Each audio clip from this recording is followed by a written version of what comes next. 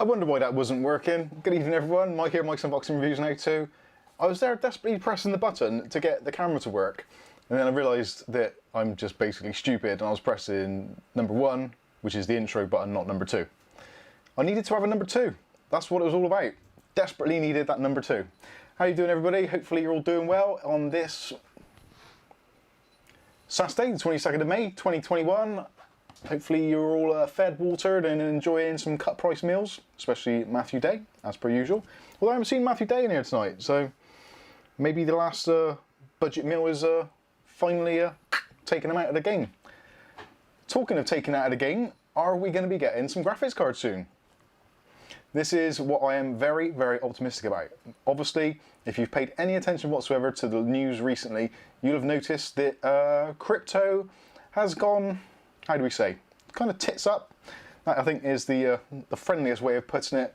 Crypto has taken a massive, massive dive, especially obviously Bitcoin, Ethereum. Others not doing as badly it seems, but certainly there has been a lot of issues with crypto.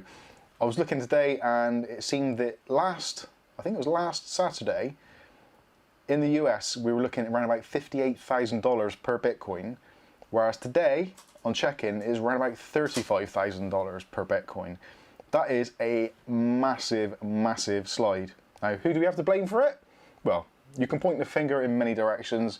A lot of people were probably expecting the bubble to burst at some point or other anyway. It's inevitable. Bitcoin is a highly, highly volatile betting format, or whatever you want to call it, investment strategy. Whether or not it's ever going to take off and become a very mainstream thing, who knows? What the hell is that noise? It's Maisie getting on that box. Maisie, what the hell are you doing? Sorry, attacked by the cats. It's a very volatile thing, so if you've invested money into it, and well, let me know in the chat. If you've invested money into Bitcoin, or you've got a little bit saved up, or you've mined a little bit for yourself, let us know in the comments. What have you seen? Have you seen your investment take a tumble? Sound is low. Sound is low? Only one person. Sound is low? Should be okay. It's actually, there is something going on at the moment with Windows in general. Yeah. Oh, actually, I know what I've done. I've adjusted the wrong one. I'm adjusting the other mic, which isn't even connected. Hopefully that's a bit better. There's been a lot of people recently, me included, which are having issues with Windows 10 sound, and also Google in general. YouTube videos, the playback engine in Chrome, I'm guessing it is. Lots of issues. Maybe someone hasn't put their Bitcoin in the meter to power the servers. Who knows? JR 2016 says, Elon. I think Elon has probably had a little bit to do with what has happened. It seems very odd that someone who's invested heavily into Dogecoin is kind of almost instrumental in Bitcoin basically taking a bit of a tumble. It's a very, very strange situation. I'm kind of optimistic. This is my point of view. This is where I'm thinking. With the crypto taking a little bit of a tumble, there's going to be those people that have invested an absolute ton of money in graphics cards. And I'm not talking like your hobbyist who's got maybe 5 or 6 cards in a rig and they're just mining in their kind of air-conditioned back room or basement. I'm talking about the big, big investors who've maybe gone out and bought 50, 100, 150, 250 graphics cards, and they've got an entire office that they've hired out, and they're basically just hitting it 24/7, tons and tons of rigs, really, really taking the market at what it was its best. Those are the people that have got a ton of money invested. They're the ones that stand to make a huge, huge loss if Bitcoin tanks. I would be surprised if some of those people haven't already got out, hence why we've seen that big fall in the pricing. Normally that is what it is. All things like Bitcoin, any share stocks, it's all driven by market confidence. So as soon as one person gets itchy feet, if they're in a big enough position and somebody else notices that sell-off, they will all jump on it, because everyone is like, this Bitcoin thing is literally on a knife's edge. It could go either direction. So for those who are kind of really, really balls in with this and got a ton of money invested, they're the ones that are going to get twitchy feet first. So that is hopefully what is going to happen. Maybe this week. I haven't noticed it so far. Although, saying that, graphics card prices do seem to be stabilising. And for those of us in the UK, recently, actually, there's been quite a few graphics cards actually on sale being advertised, albeit at sculpt prices, but there certainly seems to be a little bit of stock floating around. So for some people in the UK, it's a positive sign. If those miners are getting itchy feet, and maybe even just the casual people at home, maybe they've got a 3070 which they've managed to pick up on launch day for RRP, maybe they're thinking now, well, prices are looking pretty good, I've made a few quid on the Bitcoin, I can keep that to one side, sell the graphics card now at a slightly inflated price, make back my money, see what happens. It's all a gamble. It literally is all a gamble. Also as well, we seem to be in this really, really weird perfect storm at the moment, don't we? We've got basically everything possible going on all at the same time. So we've got cryptocurrency mining, that's taking a hit on the GPUs. We've got a silicon shortage, which is hitting basically everything. We've got DDR4 potentially coming to a slightly, well, I don't want to say it's going to come to an end, because I don't think it's going to come to an end, because DDR3 is still in use by some people. But DDR4 is definitely going to be taking a hit. DDR5 is going to be out in the next probably 4 or 5 months, I would say, if not sooner. So DDR4 is going to take a hit. So there's that as well. You've also got hard drive prices because of Chia. That's taken a hit as well. We've got obviously what is going on over in, is it Thailand? Oh, someone did mention in the comments as well. So we've got, not Thailand, sorry, Taiwan. I knew it had a T in it. You did put Thailand. There is, there's that going on as well, which is obviously affecting TSMC, so productivity is way down on what it should be. We've got shipping containers stuck in canals. We've got shipping containers not being able to be filled or transported because of expense. There's a general shortage in shipping containers globally. We've got obviously the human malware, which has kicked in as well in various places and is still having that knock-on effect. Just everything is going on at once. We've also got things like the whole kind of climate change thing going on, which maybe is having an effect somewhere in the supply chain. Who knows? Possibly. Maybe some people are looking into other avenues of what to actually diversify in, whether they go to PC components, electrics, grain, rice, you name it, whatever. People are really, really titchy, that's a small person. People are very tetchy at the moment, so they're a bit kind of like, you don't know what's going to happen. Everyone's really, really on edge at the moment. The whole last 18 months has been an absolute nightmare for a lot of people. There's obviously as well the economic impacts of what's going on. These are some crazy, crazy times. So I'm really, really optimistic that Bitcoin, they're already looking to change it. I think it was Ethereum said that they're looking at ways now so that they're going to get off of graphics cards. Again, when there's ever a news release like that, that means that the wheels are already in motion. If the public know about it, you know it's already happening. We are generally always the last to know. So I'm pretty confident that graphics cards are going to slowly start hitting the market. Excuse me, sorry, I just did a nasal spray and it's all going down the back of my sinuses and it is not good. Anyway, so that is that's what I'm thinking. I'm slightly optimistic. I think things are going to start moving. Hopefully prices will start decreasing. That'll be the first thing. As soon as we start seeing a couple of graphics cards, especially high to mid-range cards hitting the market, in the second-hand market, your Facebook marketplaces, Gumtree, Craigslist, all that kind of stuff. As soon as we start seeing a couple of those, and the demand seems a little bit less dire, it's going to have a knock-on effect across the entire domino stack of graphics cards. So then hopefully we'll start seeing the more mid-range cards, things like your 1660 Supers, that sort of thing, 2060s, those kind of cards which are in circulation, been around a little while. As soon as we start seeing those drop in, yeah, it's just going to tumble. And hopefully then we will get to some form of normality and some form of availability. So that's my thoughts on it. We want to know what's going on with you guys as well. Let us know in the comments or chat or whatever you want to call it nowadays. I'll say hello to some, excuse me, sorry, I'm going to have to cough something up. Bear with me one moment. I'm going to mute my mic because this is gross.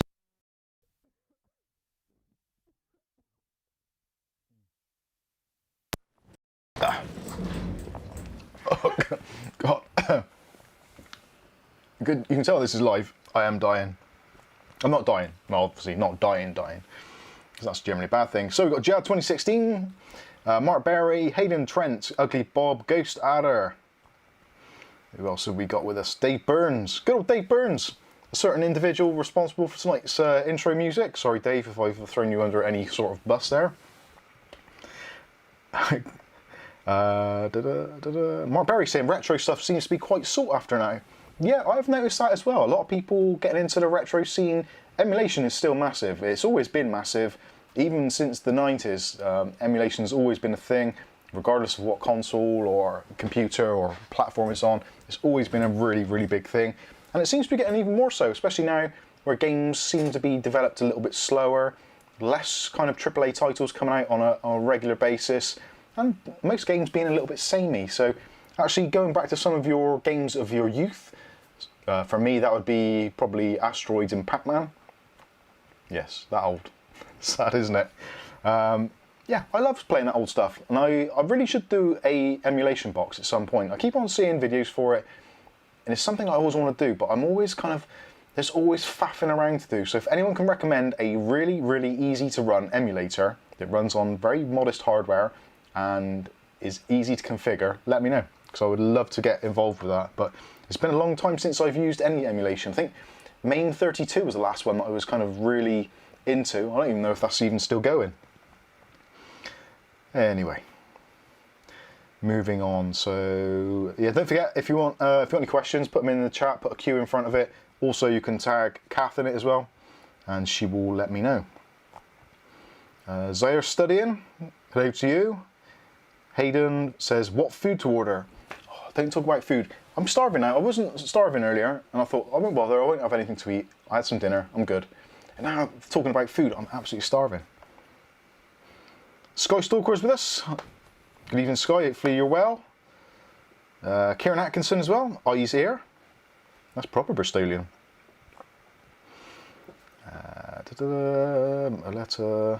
Aletta's with us as well. Good old Aletta. Well, not old, but well, you know what I mean. Oh, chocolate chip cookies. Someone said chocolate chip cookies now. It's getting worse.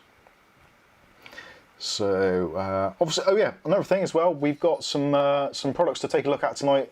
I'm not going to probably unbox all of them because, well, we normally run out of time. But actually, been sent some stuff from a company called Surefire, which, if anyone else has heard of them in the chat, let us know. This is from Surefire. They've sent me a bungee. They've sent their Surefire Eagle Claw mouse. They've also sent us their Silent Flight gaming mount, which I believe has got some gaming mat even. It's been a long day, it really has. And their Kingpin RGB keyboard. So yeah, I think these are relatively budget offerings, but I kind of like the look of it. There's a certain red and black theme going on there, which I quite enjoy, much like the MSI Dragon Center. And also as well, actually, if you haven't seen it already, James Miscellaneous, one of our regulars, actually did a video today on the new MSI Center, which is the kind of upgrade from the MSI Dragon Center. So yeah, definitely check out James's video on that. It's quite interesting stuff. Dom Awoken Haddoken says, tuning in to hear more from you, Mike. Thank you. Appreciate that. We've got Mark McEachran as well. Says, hi all. Everyone's hating on Ghost Adder. That is generally what happens in here. Billy K says, hi Mike, hi Kath, hi all.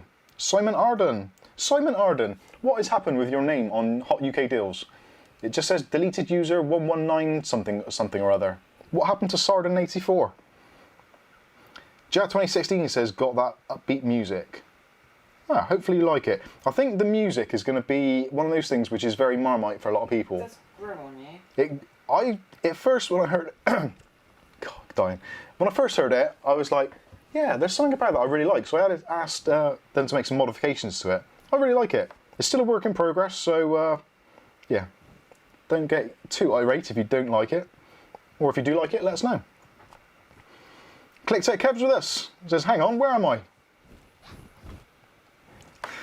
Yeah, for those of you that haven't noticed already, slightly different surroundings now. It's the same room, same place, but just kind of cleared things up a little bit. We actually just redid the walls repapered them. That was an absolute nightmare this week. I am absolutely shattered. We've spent probably 3 days redoing all this, putting shelves up, trying to get some stuff off the floor. Hopefully you like it. Hopefully it's a little bit different. I kind of like it. It's a little bit less, I don't know. The white brick before, it was good and it looked okay. But I think this looks a little bit more cozy perhaps. Let me know what you think. So, Ricardo's with us, says, hi Mike, hi Kath, everyone. Hope you're all safe. I appear to be. The cats are keeping me guard, so should be good. And if they fail, we've got Kath as well. Taylor says, GTX 974 gigs going for reasonable amounts now. See, there we go. That is the start of it. As soon as you start seeing cars like that going for reasonable amounts, then that's pretty good. Ugly Bob says, this sounds like a weekend B-side. Oh dear. William Bodie says, Pac-Man Depeche Mode music. That probably fits in very well. I am a child of the 80s. I cannot deny it. So Pac-Man and Depeche Mode, yeah, that fits perfectly. Ricardo says, I feel like playing an 80s arcade game. Don't we all? Don't we all? Clicks at Kev says, I haven't got much charge on the phone, so it might not be here long. James Miscellaneous, I'm with a letter. This music is what ear cancer would sound like. Wow. Wow. Thanks, James. Thanks, James, yeah. I've just bigged up your video as well, and you come back with that. It's just hurtful. I thought you were my brother. I really did. Ugly Bob says, is this B-pop music? Bristol pop. Yeah, almost. Neil Longman says, evening all. Kieran Atkinson says, it's silent to me. Well, there's a lot of people that probably wish that was the case for them as well. Welly Bob says, hi unboxers. Right, okay, let's fast forward through this. Clicked at Kev says, hang on, I recognise that bloke. Yeah, it'd be me.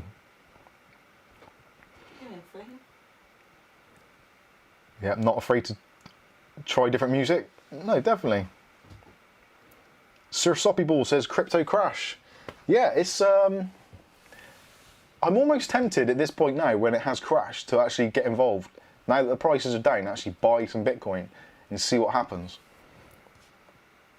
It's going to be an interesting one. It's going to be a rough ride for some. For those that are really, really invested into it, I think they, well, if they haven't already, I think they're going to get spanked. I really do. Ricardo says, this week I received an Arco DVD burner with two USB 3 ports and an SD card reader. Pretty cool. Markovsky says, where's Mike's Space Rocket mic? Yeah, a lot of people have mentioned about the mic. Because of the way we set things up here, sometimes having the lav mic is a little bit easier for me to manage and to deal with, especially I've not got enough room here, is the real thing of it. What you see is not really much else of the room, is there? Yeah, literally the width for this room, what you can see actually past the table, there isn't a great deal else. So we are. I feel like I'm Andy Crane in the broom cupboard, or Philip Schofield, although he's more in a closet than a cupboard. So. You can more Gordon. Gordon the Gopher. Markovsky says the whole world's on a go slow, not just the UK. Yeah, it's not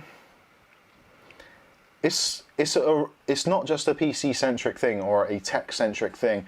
I also do some work in the motor trade, and stock in the motor trade is absolutely dire at the moment. It really is. And there's a super chat from Bob, £5. Thank you, Bob. Oh, that's reflecting on the laptop nicely. I did good there, almost. I moved the light as well, because it was annoying where it was a little bit. Ghost Editor says, come on Mike, show off them products.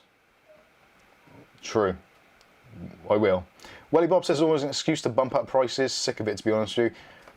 I go day from day, going from kind of despair over the pricing, to then completely falling over it.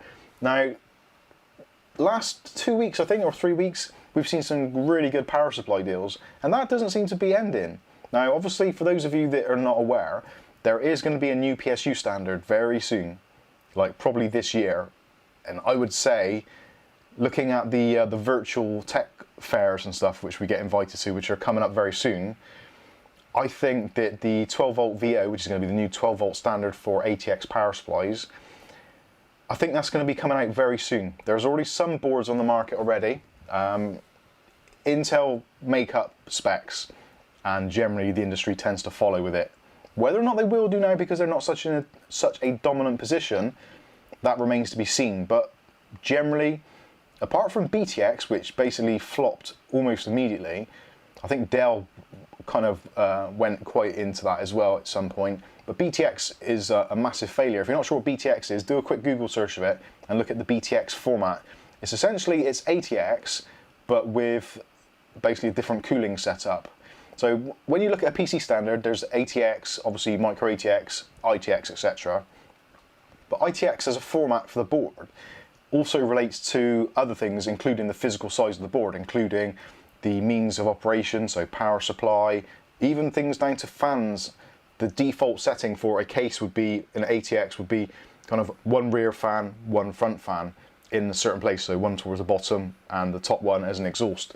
That is the general ATX standard. BTX was basically a balanced ATX and had like an air channel going through the middle where the graphics card was, and it never really took off very much. And there's never super chat. Who's that from? I can't see. It's too bright in here. Go sellers, £2. It says for the earphones if they work. Bless you. Yeah, we're trying to clear out some of the, because we've been moving stuff around, we are trying to clear out some of the stuff that we've got here. So I will be giving first dibs to those in the Discord chat, because, well, they're part of my extended family anyway. Not that you lot aren't out there in viewerland, but all welcome to join. You're all welcome to join, and yeah, there may well be some bargains and some giveaways happening very soon. Flame stole Kath's chair. Bastard. He has. James Messina says Leanne Lee made BTX cases. It's ATX upside down. Yeah, essentially it is. Sorry, Flynn. Alexis says the silicon shortage is related to a lot of things aside from crypto at the moment. It's having yeah, that's another point actually. Yeah, the China-US trade relations, that has soured somewhat, and obviously there's other things going on around the world which are all having just a knock-on effect. It really is. You couldn't plan it better. If there was someone or some group of people who had a certain sign that were doing all this stuff, then yeah, they've done a very good job. Completely screwed things up.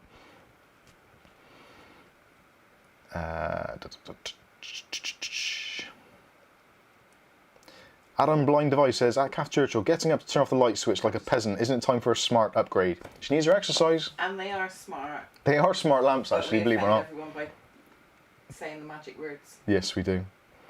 Welly Bob says, PSU deals daily on UK hot deals. That was what I was actually going to get round to.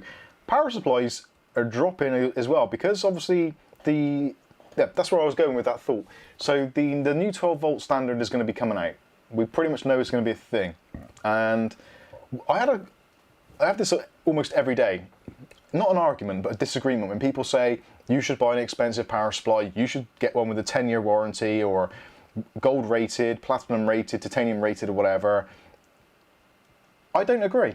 And I think now, more than any time ever in the last probably 15 to 20 years, now is probably the worst time to buy an expensive power supply with a 10-year warranty. Unless you're someone who builds a PC and doesn't touch it. Literally, you're just going to stick it in the corner, use it until it breathes its last breath, and then chuck it. If you're like, I would suggest possibly a good 80% of the audience, where you like to tinker with your PCs, you're constantly upgrading, swapping out bits, changing motherboards, upgrading processors, all that kind of stuff.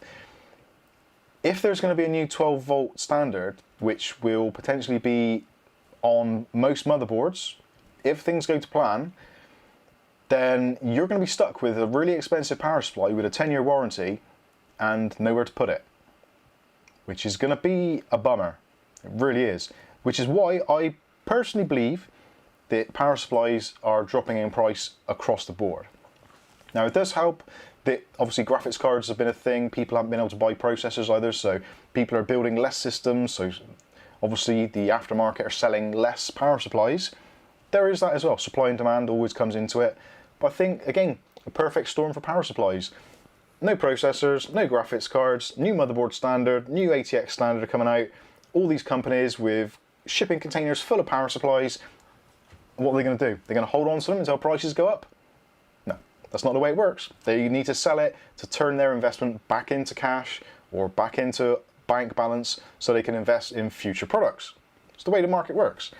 So I think if we look at the pricing at the moment, a particular power supply that I enjoy using, the CIT ATV 500 watt, Bang. a very, very, thanks Kath, a very, very cheap but effective power supply, generally very good, nice blacked out cables, flat cables, easy to build with. If you're building modest systems, absolutely fine. Now normally you'd pick those up for about 25, 30 quid, somewhere in that region. At the moment on Amazon, I think it's like £16 or £15 for a, I believe it's a bronze rated power supply, 500 watt. Yeah, it's not a massively powerful power supply, but £15. This time last year, you couldn't buy a actual dog crap power supply on the ATX format for that price. Even one with a fire warning and a free fire extinguisher included and possibly even a fire blanket. You couldn't buy one. Not for that money. 20 quid was basically the lowest you could pay for a power supply, unless you're buying second-hand or from AliExpress or Alibaba. If you're buying retail, new, 20 quid was basically your minimum, even for a crap power supply. So to have a decent one, take decent with a grain of salt, obviously, it's pretty decent.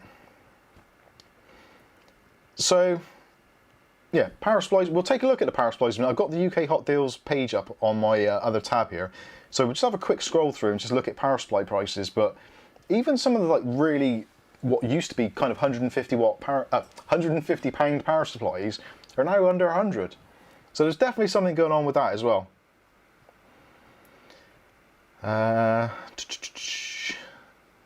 Welly Bob says anything currently hitting hard for price and availability is GPUs.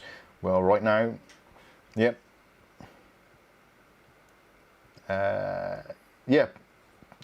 Another comment there saying that power supplies are often being bundled now on the Newegg bundle deals. Exactly, they just need to clear out inventory. We're used to seeing at the moment processors, motherboards, and GPU bundles. Those are quite common, even here in the UK, where we don't really tend to have those normally. But we're definitely getting those sorts of bundles coming through. In fact, actually, processor and motherboard bundles have become more prevalent in the last few months than I've ever seen before. Junior Thomas says, never cheap out on PSUs. You've done it again. You've you've triggered my inner trigger. Never cheap out on a PSU. That is a really, really broad term. Now, I would agree, don't buy a rubbish PSU. But just because a PSU is cheap doesn't necessarily, especially now, doesn't mean that it's a bad power supply. And like I've said previously, I've probably built in the region of about 500 plus PCs, maybe even 1,000, I don't know. I've never counted, but easily over 500. And I've probably only ever seen a couple that have actually just gone. And some of those were very cheap power supplies, I'll be completely honest with you. Some of them were very expensive ones. And as people have said before, a lot of the time, we generally get people that say, yeah, I've bought a Corsair, whatever power supply, I've bought an EVGA power supply, it was dead on arrival or whatever. It doesn't really matter what brand you buy or how expensive it is or how many watts it is. All components have the possibility for failure. And I wouldn't say that the budget offerings actually have a great deal more or a higher risk of failure than the more expensive ones, especially now when manufacturing tolerances generally are much better. Yes, Gaff? I forgot to thank Ghost Daddy for his super chat. Oh. Can you thank him? Kath says, I have to thank Ghost Adder for his super chat, and also I should thank also Cosmic Space Monkey Muffin for 50 Norwegian Corona. Says, good evening, and what case is that in the background? Holy shit, that's that same question. It's the Corsair, no, not Corsair, it's the TechWare VXR. You will notice actually there is a very slight difference to it currently. Previously we had the Fractal S36 360 cooler, and now we've got something which is cooler than your X, which is the Sahara Gaming 360 AIO. And for those of you that are slightly better sighted than me, you'll probably notice that the pump block, there, that's difficult to do, is actually got a temperature reading on it. And also RGB, because you can probably tell that I do like RGB. There's a lot of RGB in that case right now. And currently, it's idling along quite nicely at 26 degrees C, which is pretty nice. We like that. Junior bought a cheap power supply and it began to smoke. It does. It happens. Junior, I wasn't having a go. It's just one of those things that I guess I kind of always argue for the underdog. It's something I've always done.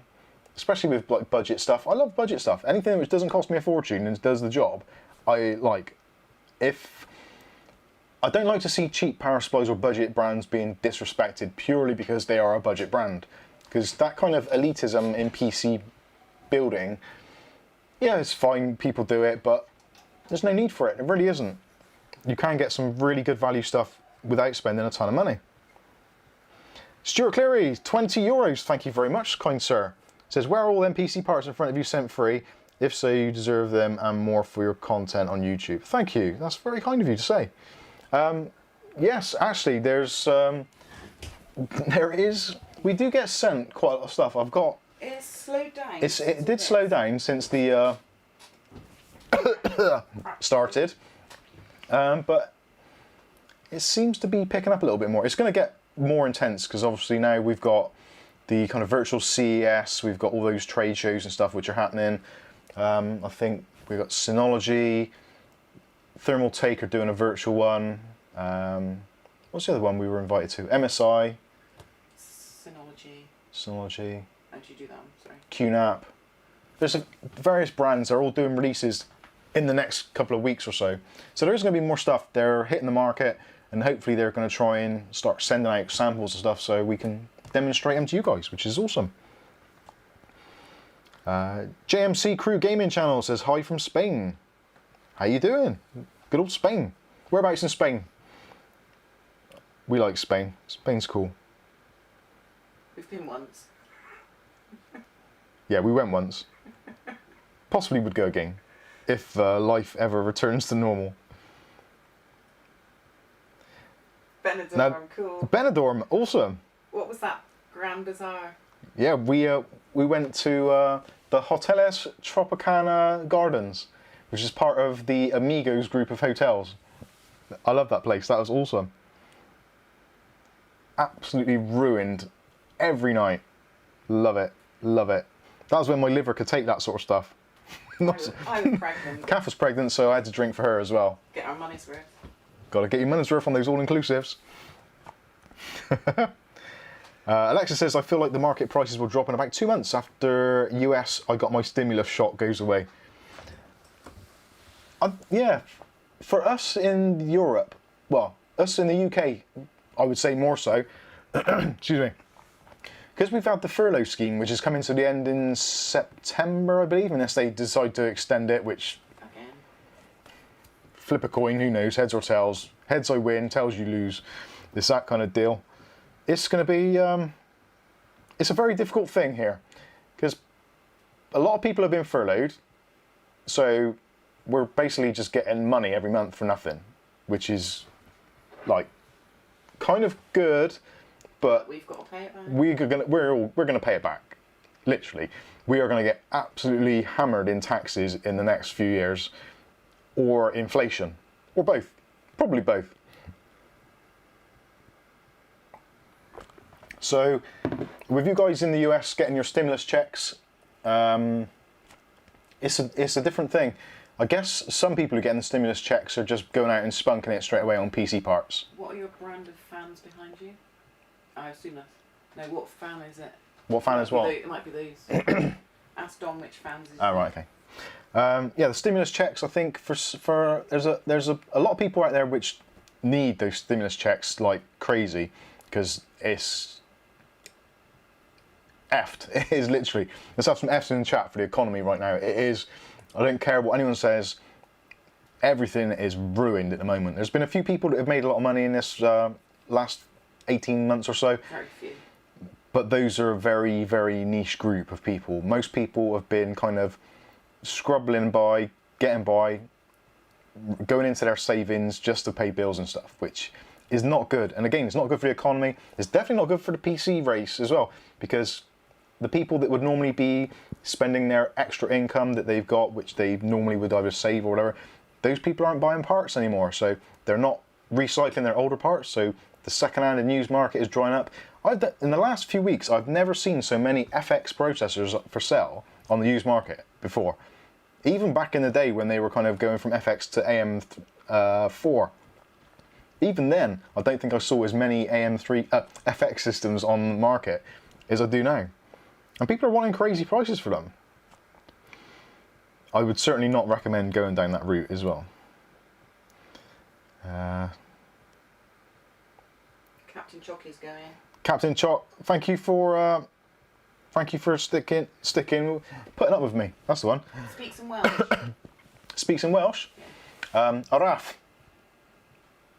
You are a bit araf tonight. I am a bit Araf. Dim Clythe. And what's the other one? Poppity Ping. No, that's not real Welsh. Oh, what's the other one? Happy birthday. Happy. Penblythe Hapus. I know some Welsh. Fluent. I'll put it on my CV. Right, where was he? Sorry, okay. I'm getting distracted again. Thank you, Stuart, again for your super chat, and thanks, Bob, and the others that have sent them as well. Did I thank Stuart? I think I did. Yeah. Alexa says I didn't get any stimulus checks. Are you? Did stimulus checks get sent out to everybody, or did you have to be someone who was in kind of the like an employed person rather than being self-employed or working for yourself, that kind of stuff? I'm not sure how it works over in the US. Stimulus checks they don't have to pay back. Yeah, well, we all pay back in some way. the thing is with stimulus checks and for us with furlough is if you're getting given money, that money has to come from somewhere.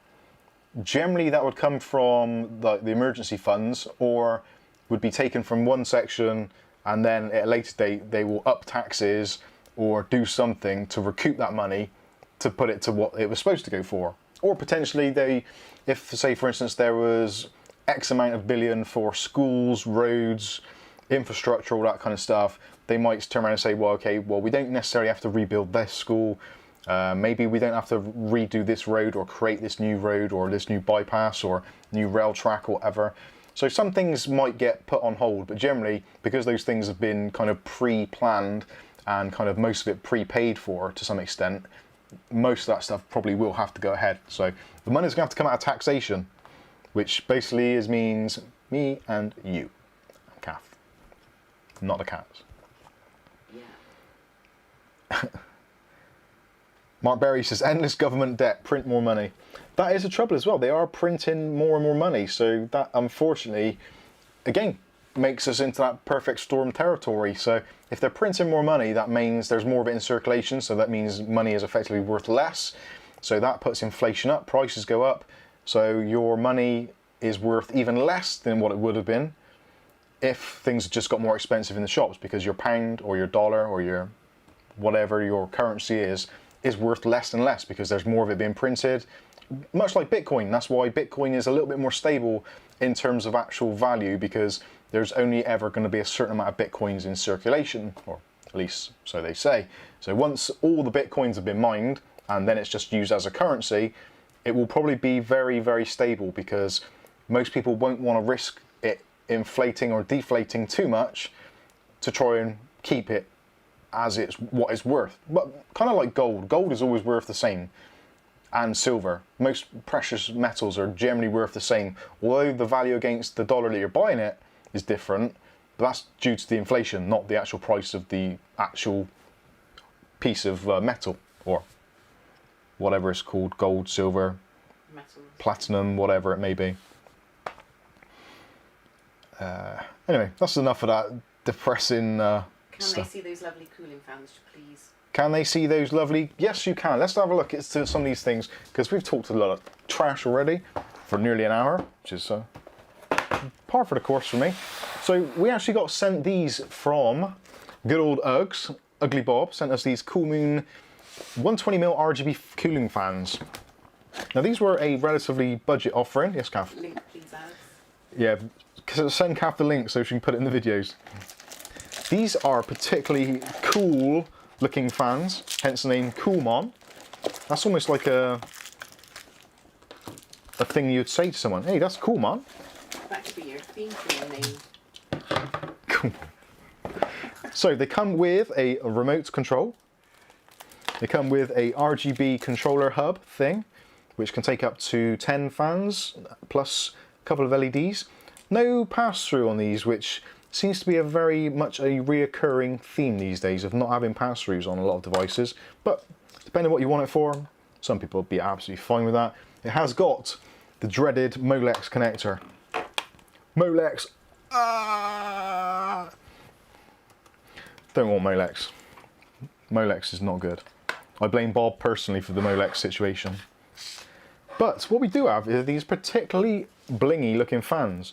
Now I'm sure I've seen a similar design to this before. I think it was actually ClickTech Kev who reviewed a similar set of these, possibly by, I'm thinking no, not up here. It was the first fans that we did on the channel, Kath. What brand was it? Asia Horse. Asia Horse, that was it. I'm sure Kev did a version of these from Asia Horse. Whether or not they're the exact same ones or not, I don't know, but they've got this kind of really basically transparent edging on there, so they are blingy as hell. These look almost like the G-Scale Royal RAM. I think it's G-Scale Royal, but very, very blingy indeed. And we've got an absolute ton of blades on there as well. So we've got 1, 2, 3, 4, 5, 6, 7, 8, 9, 10, 11. 11 blades on there, I think. 1, 2, 3, 4, 5, 6, 7, 8, 9, 10, 11. Yeah, 11 blades. I thought I was counting those twice. I should mark them up. So they've got a 6-pin connector, which is not a standard 6-pin by any means, but Aletta will tell you in the chat, no doubt, before I've actually finished even saying this, she will probably say that I will cut those connectors off and rewire them. To my mouse. And yeah, and connect them up with the RGB on her mouse. She hasn't got an RGB mouse. So if I get a, I'll get a power supply. Now this is actually a good case in point for power supplies. This here, ladies and gentlemen, is a 235 watt power supply from a PC which is about 15, 20 years old. It's got active PFC, so that is power factor correction. It's basically a crap PSU, or at least most people would call it a crap PSU. And it's literally got like one SATA connection. That's how old it is, it's got one SATA. But we like using it in our case review. But it's awesome for case reviews, because I can just stick it in a case, don't have to worry about it. If it gets damaged, if it blows up or whatever, it's fine. But it won't blow up, it refuses to blow up. But you can also see where the case cut out. Yes. Thank you for the super chat, whoever that is. Cosmic Space Muffin. I'm really struggling with my black RGB. Can I use a 3 or 4 pin header? You can use either. Either of those is absolutely fine. Black RGB. There used to be black neon, which was basically like ultraviolet. There used to be a really big thing of that back in the day when CCD or cold cathode tubes used to be a thing for PC builds. So rather than having loads of RGB lighting, you'd have just one strip, almost like the fluorescent strips you used to have in like schools and kitchens and utility areas, that kind of stuff. Maybe even your garage or shed or something. So those kind of fluorescent tubes, they miniaturized them and you could put them inside a PC. They used to come with like little sticky pads, so you could stick them in a PC, and they would be pretty cool because basically nobody would be having that. So you'd have a a cutout window, which most people did themselves with a kind of drill or crudely did with the jigsaw, connect up a cold cathode, and suddenly you have an illuminated PC on the inside, which was, at the time, it was kind of like really cutting edge stuff, and it was mostly just modders which would be able to do that. Those were the days. Look how far we've come from those cold cathode tubes to now basically RGB of things. Everything was RGB. Now, Bob, you're going to have to tell me roughly how much do these fans cost? Because I'm not entirely sure. Because it's a good idea, really, before we fire them up to see what they're like, to actually see what the cost is on them. Because most people will be like, well, yeah, okay, they look okay. But how much are they? That is the question. Alexis asked, will you get a demo on their noise levels, but warn they might make noise, basically. Yeah, with the... I need to build a little test rig, actually, for fans and the like. But these should be... these should give out an absolute ton of light. Now, one thing that you find with RGB fans these days, especially, like, for instance, in the PC behind me, because you've got them at the top there and the bottom, if you've got ones with solid sides on, you basically don't see any of the light in. Fine from the front, but from the side you don't see anything, which is one of the reasons why I mounted the radiator with the fans where they are, because if I put the radiator on the top, you didn't see anything from the side, so you didn't even know they were on, really, which was somewhat of a shame. So, now with Molex, make sure you plug in your Molex first before you power the power supply, otherwise it won't work.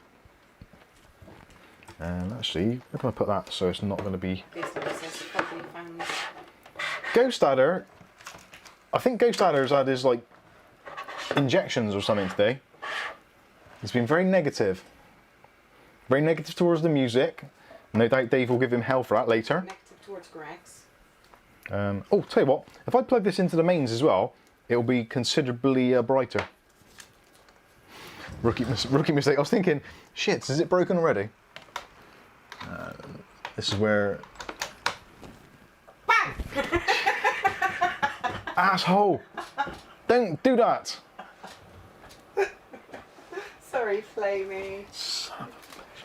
Kath, sometimes... You're so funny. Ladies and gentlemen, don't get married. Every time. It's bad for your nerves. Every time.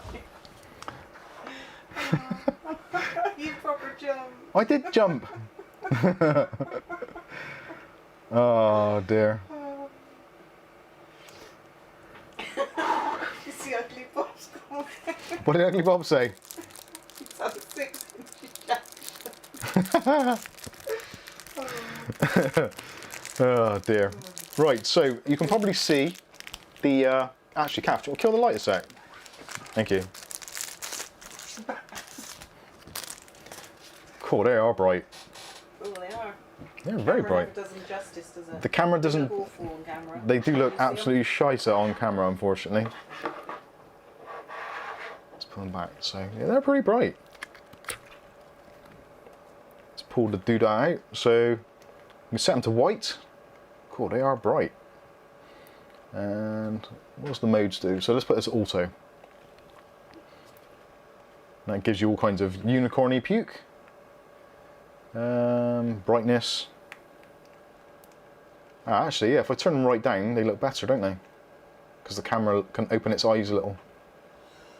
I think that's on the lowest they'll go. So you've got RGB up the wazoo on the old control box. Although that doesn't seem to be doing the same as the fans. Oh, it is now.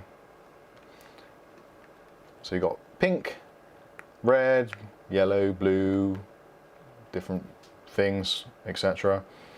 What is that? Can't see your thing now. What's that button do? Oh, that's different modes.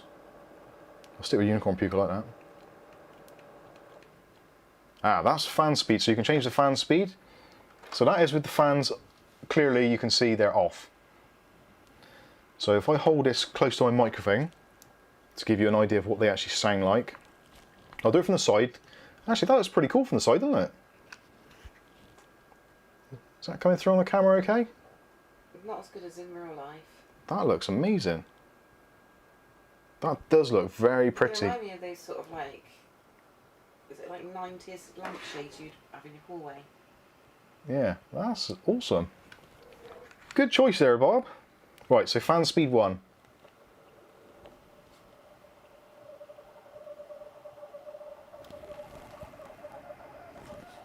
I could do another bang then, couldn't I? Don't do a bang. Right, I don't think the power supply likes that, because only one of those fans is going now. Let's give it the number 2. I think that's power supply is going to bang. I think the power supply is going to go pop. That's all right. Yeah, 80s ashtray effect, 80s ashtray effect which would take up half in the the house. table. They're very quiet.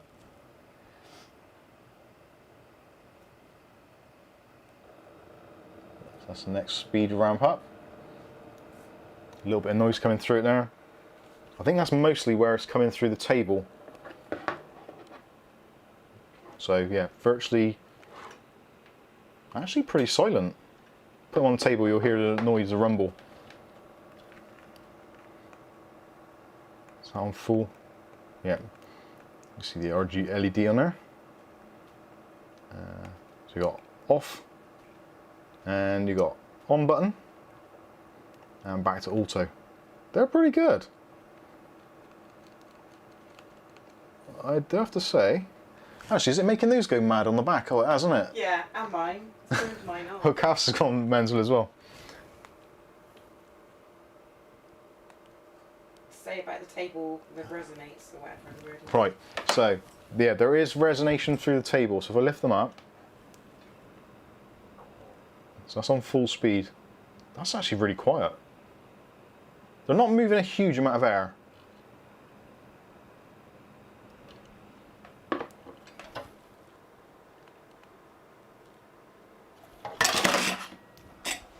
Sorry, Bob. That's because you've got no hair for it to move. Yeah, if I had hair, it would be blowing it. Do they have rubber corners? They do have rubber padded corners. Already answered. Yes. So that's a good sign. With them all close together, they don't actually increase much in noise. Very minimal. That actually looks bloody awesome. These are really nice. That does look more like a 80s ashtray now. 80s ashtray.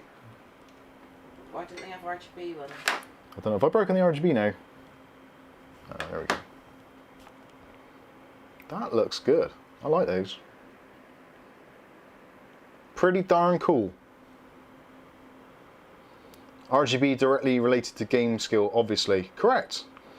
Ugly Bob's. Dave Burns says, please donate so Mike can get hair implants. I've actually considered that. If I figured I could get some company to sponsor it, I'd bloody do it. I've offered to donate follicles. I'll get hair tattooed on. I'll get a picture of a rabbit done. So from a distance it might look like a hair. Boom boom. We didn't have any Bad Joke Fridays yesterday. That wasn't, no, Bad Joke Friday was a bit of a letdown this week, I've got to be honest. Right, put the lights on, Kath, that's enough of that. Oh. So, pretty bloody good. I like those. So I will do a proper unboxing and review of those in Does the it say what the max RPM is? max RPM is 1200 RPM is the maximum, so it's not a massive RPM. That is plus or minus 10%, so potentially they could be kind of 1300, maybe 1100. They're a hydro bearing, which is good, 38.5 CFM, and they are rated power 4.2 watts each, although realistically that's not really an issue because it's self-powered from the hub. But yeah, that's not bad. Not bad at all. And you can get them with How much were they? I think it's 4, 5, 6 and possibly even 8 fan versions. How much do they cost? But Bob's going to have to answer that. Ricardo says 35 CFM. Yes. Which 35 CFM isn't particularly great. It's not moving a ton of air. £20 including postage. 20 quid including postage. So Packaging wasn't too bad on that one, was it? Although it was. the packaging was bizarre. It came actually packed with just literally as it was there. I've had to peel the tape off. You can probably see it from the box still. So it just had like sticky tape all around it. But they seem to have arrived in one piece, which is essentially all you can ask for. Let's put those back in there. So what do you think? What's the consensus? I think they're pretty decent. I would certainly consider using them in a build, definitely. Although they're not going to go back in the box. Kath, your turn. You can put all that back in. I'm not very good at that. So obviously it comes with case screws and all that kind of jazz, and obviously the controller, etc, etc. 20 quid, you can't go too far wrong. Normally an RGB fan controller or fan hub, you're looking around about £8 to £10. The fans themselves, anything from kind of £6 upwards.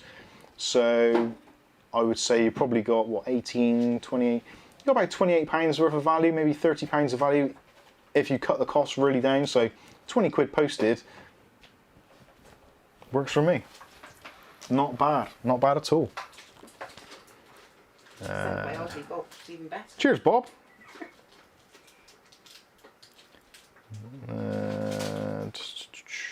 Nope, not on there. Okay, so that is those. Markovsky says that's a lot for 20 quid. Yeah, it is actually. Stefan says, cheap kitschy fans not for me. It's not for everyone. That is the beauty of PC building and usage, ownage, or modding, all that kind of stuff, is that you can do exactly what you like with it. If you want it to be very kind of understated or minimal, you can do that. If you want it to be slightly crazy bling, obviously you can do that as well. That is the benefits. Thank you, Bob. Alexis says, when will Noctua make some pretty fans? I don't think Noctua will ever do RGB. I don't think.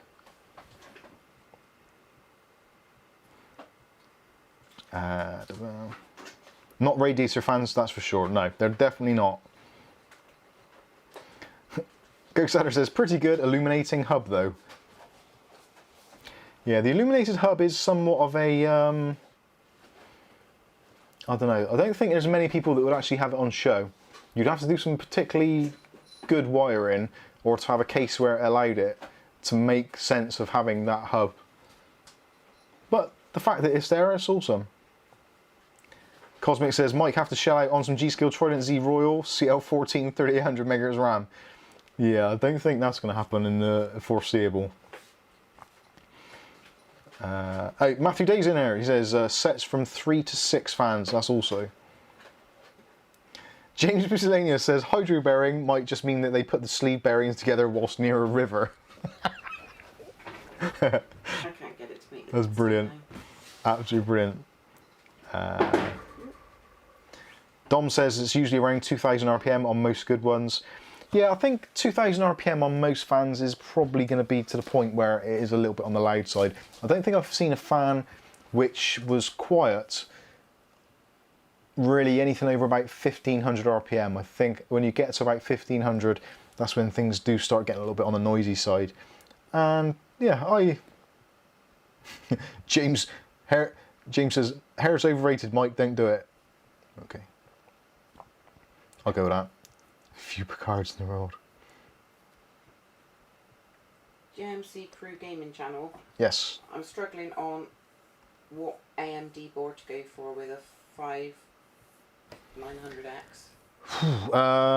GMC Crew Gaming. I'm struggling on what board to go for with a 5900X, an RTX 3070, 55 or 570, mainly for creative work. If it's creative work, go for the 570. Now that's marginally hypocritical of me because I've just put a B550 Tomahawk, Gaming Edge rather, in my own video editing PC. But the 570 will give you more PCI Express lanes and it will be less cumbersome when it comes to upgrading, adding M.2 drives, those kinds of things.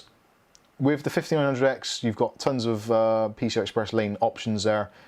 So I would go with the 570, but maybe wait There's going to be some new 570 boards coming out soon, the 570 Max boards, which will offer better features. So if you're not in a particular hurry, it's a difficult one. I would say the Asus Tough Gaming X570 is a pretty decent choice. It's a good price. Or the Asus X570 Pro or P. Either of those three are good options. The 570 boards from MSI mainly were a little bit lackluster. The Tomahawk was okay. The gaming Wi-Fi was awful. Gaming Edge was awful. Really bad VRMs. And with the 5900X, you're going to want some decent VRM quality in there.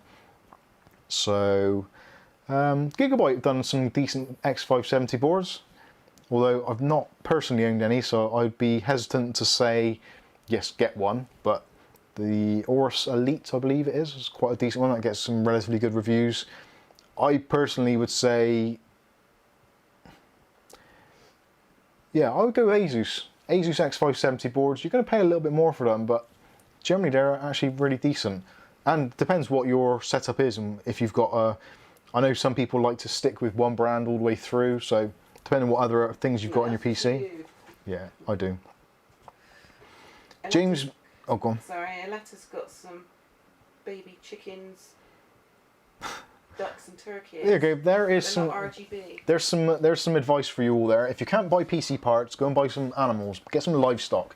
Got some baby chickens, some ducks and turkeys. If they came in RGB, you'd let me have some, wouldn't you? Yeah. They want to know what's in that box. Bambi. What's in the LA Giant box you've got though? The LA Giant box. This is again something else from young Bob. So I'll do that one after.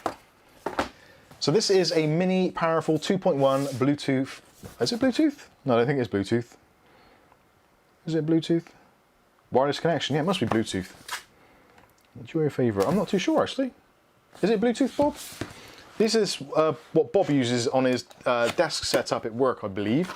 And he said, I will send you one and see what you think of it. I've not taken this out of the box yet, even though I've had it about a week now. It's been a crazy week, it really has. So we've got an instruction guide, QR codes, blah blah blah. Thank you for your order, product diagram. Yeah, so this is a 2.1 speaker setup. It is Bluetooth. So we've got a subwoofer and a control box. It's got a decent bit of weight to it. You can make hot chickens. I can what? Overclock them. Yeah. Let's have a look, see what we get. Ah, now that has got a very kind of almost retro vibe to it. Kind of reminds me of like a Marshall amp, I think. So on the, oh, that's cool. So it's got on the back, it's got a TF card reader or micro SD. Also two, excuse me, also two USB 2.0 ports as well. So that's awesome. So to plug into the PC, you plug in the USB, and also you plug in the jack plug. So is that powered from that as well? Oh, hang on, the speakers are on USB. So USB outputs. Okay. So the speakers. If this goes bang, damn you, Bob. Let's see. This kills my laptop. This stream will be ending very quickly. So let's put that in there. Stick that in there. Yeah, I didn't realise these were USB powered as well. That's pretty bizarre. So it's USB powered, and it's Bluetooth as well. That's bizarre.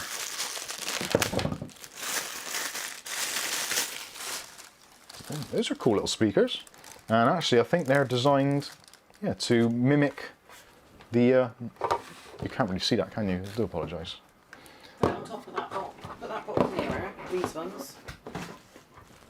Let's just shuffle that. You can put it on top of there and it. Doopy doopy doo. talk amongst yourselves.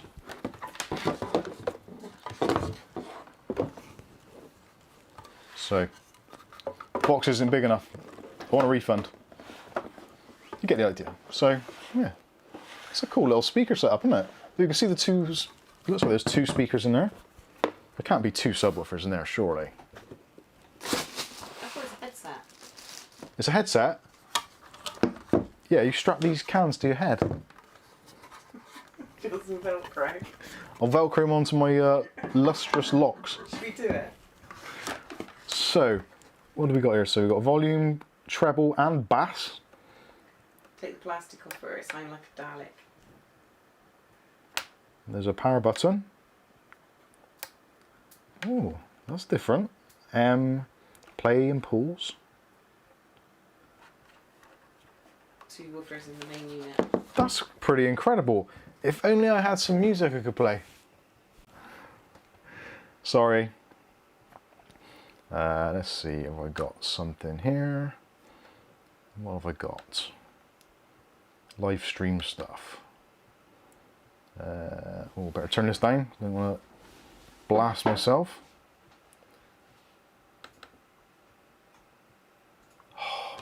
Just play the bloody music. I don't want to choose an app. So frustrating.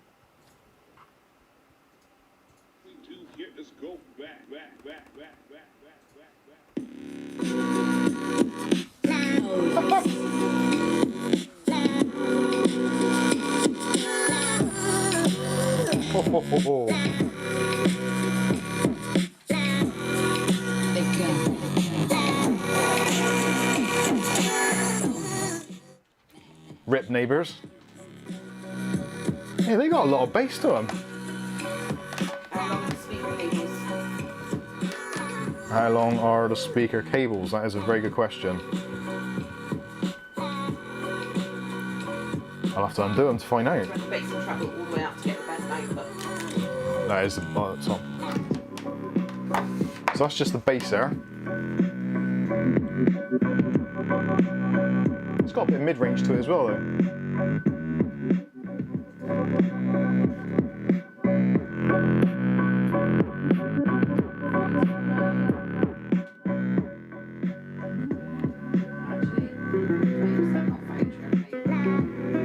So how on earth do they manage to...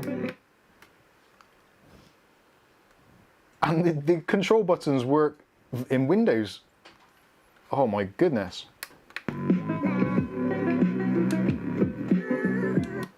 How long were the speaker? Oh, that's into Bluetooth mode. Oh, sorry. I distracted myself. Speaker cables are...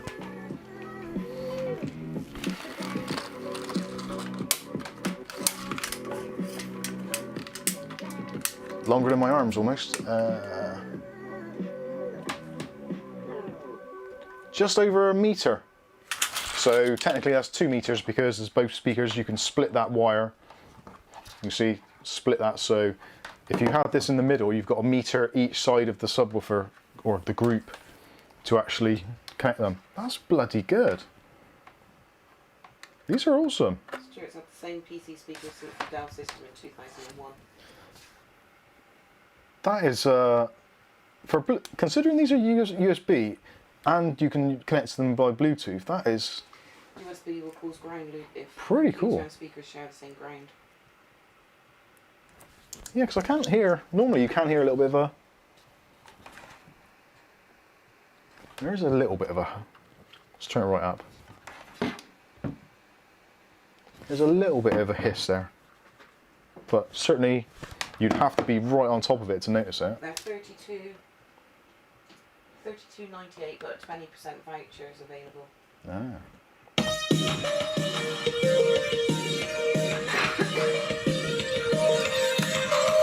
That sounds nice.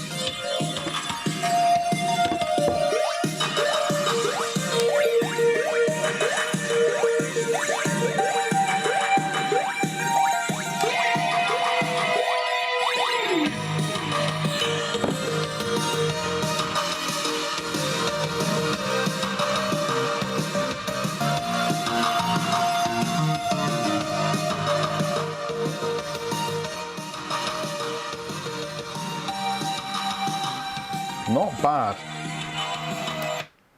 And the play and pause button works on the front of it.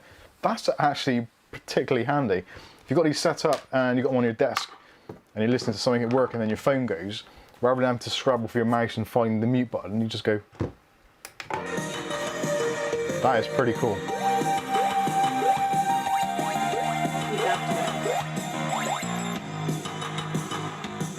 Can you what? Dab to it? No. It hasn't got a radio.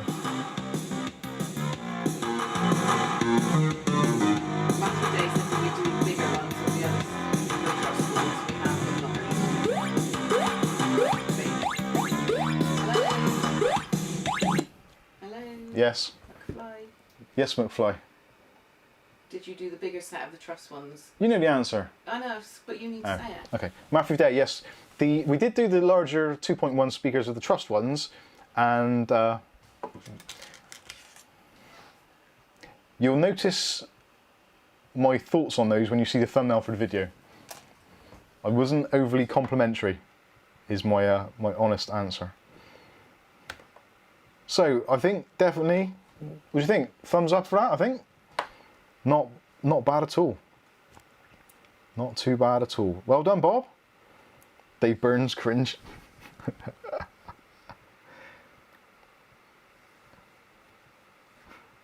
Ugly Bob says, it's like the theme music to the camp version of Buck Rogers. I'm trying to think of the Buck Rogers theme now. Those speakers have good bass, like yes, they do. Not bad. Yeah, that's Stefan says on stream the sound quality is not great. Yeah, that's true. It is. We are limited by what we've got here to work with, sadly. But not bad. Not bad at all.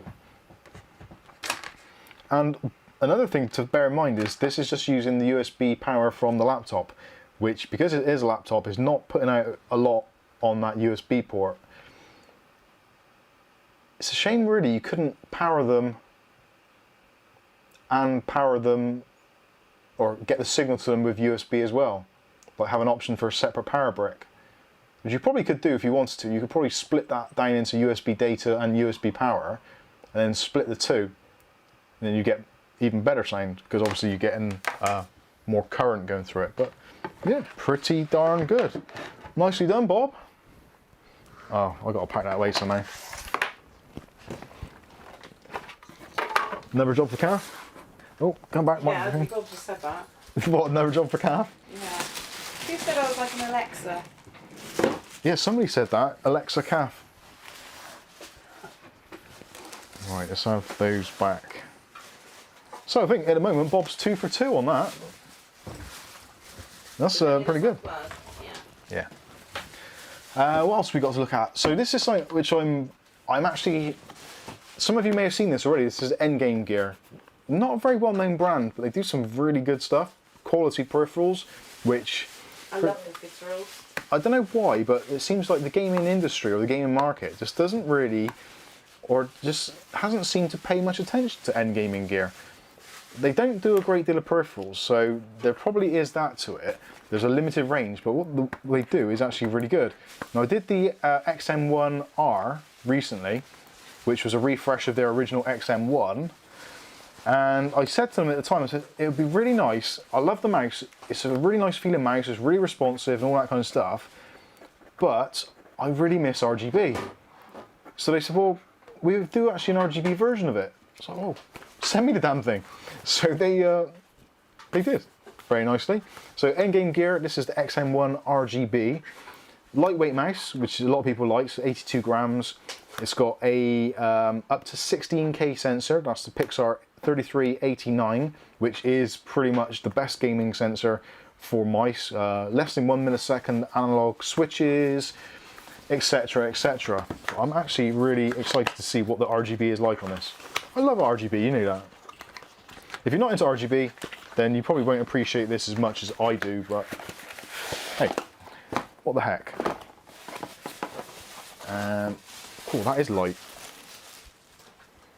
So, obviously ambidextrous mouse, satin matte black finish. And on the bottom, you've got two big skates, you've got the sensor, and you've got a button on there to change between the DPIs, or you can use the button, press and hold it, and it changes the polling rate. So you don't have to install any software for this, which is particularly good. Some people don't like installing software for their peripherals, which I understand wholeheartedly. So let's plug it in and see what it actually looks like. Ooh, not bad. A little bit of RGB on the wheel, big bit of RGB on the Gamer Gear logo. Actually quite a nice strip around the outside edge. Quite a nice colour reproduction as well. That is nice. And press the wrong button there. If you press the button on the bottom, switches between the DPIs, so you can see that colour changing on there. And press and hold, and that should go through the dots per inch, I think. Oh yeah, that's right. Yeah, press and hold, and the lights turn off or turn on. So let's set it to 1000.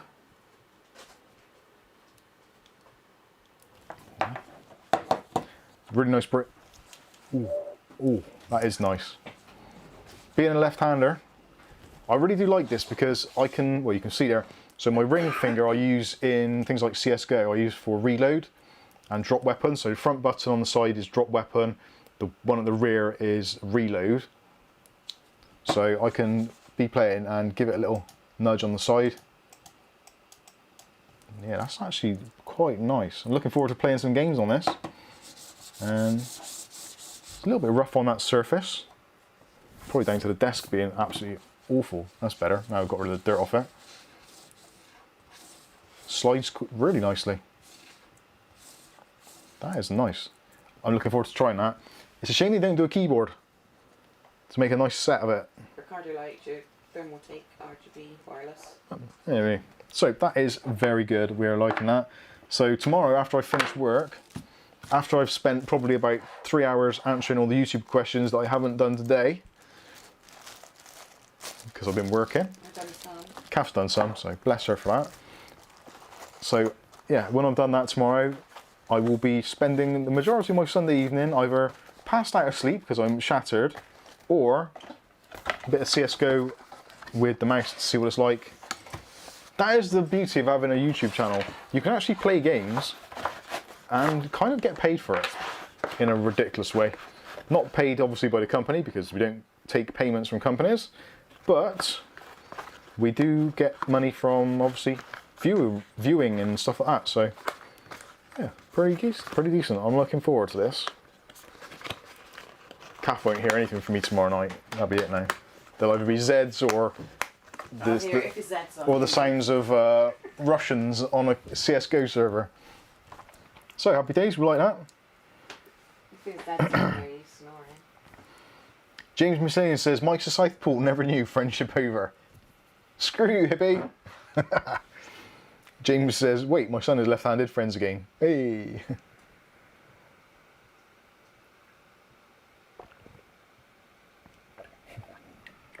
Stuart Cleary, remember the old mice with the rubber ball inside, hair magnet?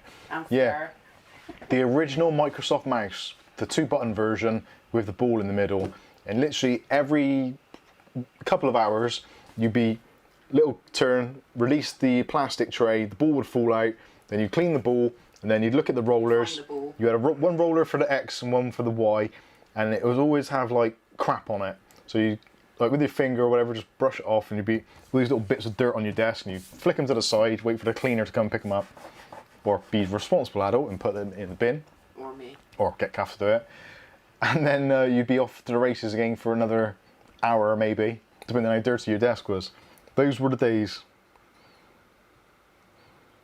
Dom says, Mike, is CSGO the only shooter you play? At the moment it is actually. I used to play a little bit of Fortnite, but I just find it, because I don't have a lot of time for games, I like to be able to get into a game, start playing, and just have a couple of rounds and be casual about it. Whereas with Fortnite, you've kind of got the whole lobby thing, wait for a thing, get killed instantly, then go back to the lobby, do the whole thing over again. So yeah, CSGO is probably the only first-person shooter that I play on a regular basis. Other than that, I don't know really. I tried Rainbow Six, but I just can't get used to the control of that. I don't know what it is, I just can't get used to it.